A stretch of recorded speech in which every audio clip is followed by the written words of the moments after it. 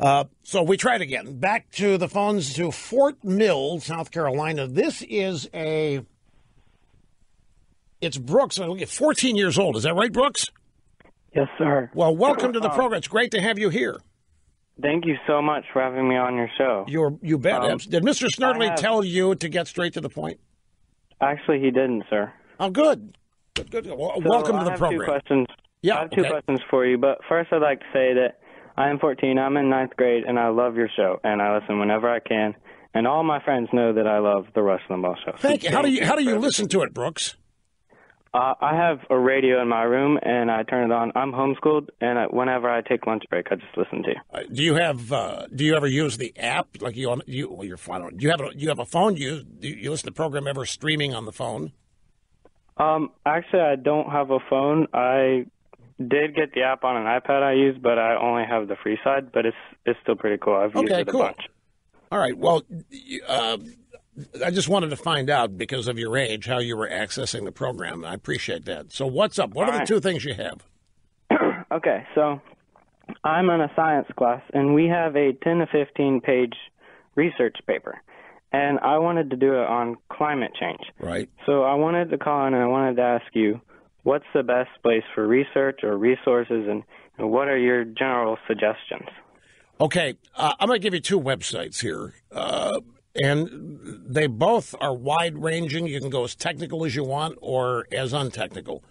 The first website is called Climate Depot, and it's run by a guy named Mark Morano, who used to be, when I had the TV show, he was our man in Washington. He was our roving reporter that approached Democrats drunk, coming out of parties late at night to ask them questions that we would then use on the TV show. He now runs that website, Climate Depot. What it is, it's a combination of his opinion on things, but it's a great aggregation of so many stories, mostly of the radical, unbelievable, apocalyptic kind. And it is a great reference point for you. You'll be able to find whatever you want. You'll be able to find people advocate for it and have their arguments blown to smithereens. You'll be able to find people that don't believe in it and their reasons why. The other website, our official climatologist here, is a professor at the University of Alabama at Huntsville. His name is Roy Spencer, and his website is drroyspencer.com. All one word there, drroyspencer.com. What is does this professor give you or your teacher a specific assignment, or just a general assignment on climate change, or do you pick the topic and then you get to say whatever you want about it? We got to pick the topic, so I picked to do climate change. And so you're going to what's your thesis or your point about it? Basically, it's a myth. There's no science, and it's mostly a political movement. Well, I happen to agree with that, and I think it can be proven and established in any number of ways. It can be very easily proven by citing the absolute radical, inconsistent, panicked predictions made by the pro-climate change people. They're literally off-the-wall lunatics. And some of the threats they say are coming and some of the horrible apocalyptic days ahead are just absolutely ridiculous. And then there are some of those people that try to make everybody think that it's science. But let me just give you a line to use in this.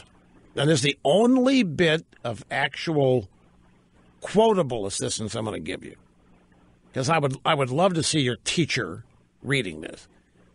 If there is a consensus involved, it isn't science, because science is not up for a vote. Now, the pro-climate change people love to cite this statistic that a consensus of scientists agree that there is climate change. There cannot be a consensus in science. It's not up for a vote.